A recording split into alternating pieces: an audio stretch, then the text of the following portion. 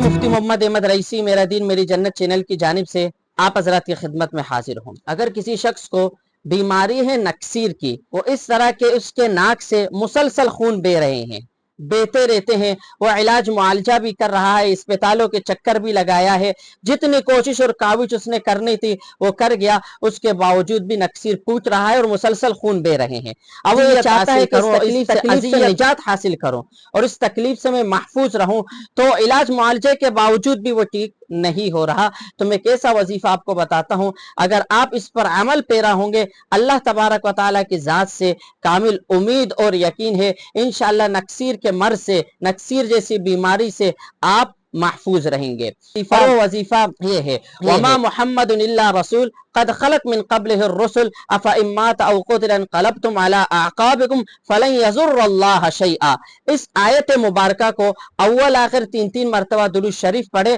پھر اس آیت مبارکہ کو فجر کی نماز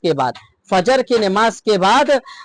41 مرتبہ پڑھے، فجر کی نماز کے بعد 41 مرتبہ پڑھتے رہیں 3 دن تک، اللہ تبارک و تعالیٰ کی ذات سے کامل امید اور یقین ہے اس نکسیر جیسے مرض سے اور بیماری سے آپ محفوظ رہیں گے۔ اس طرح کی اچھی ویڈیوز دیکھنے کے لیے ہمارے فیس بک پیج کو فالو کرو، ہمارے یوٹیوب چینل کو سبسکرائب کرو۔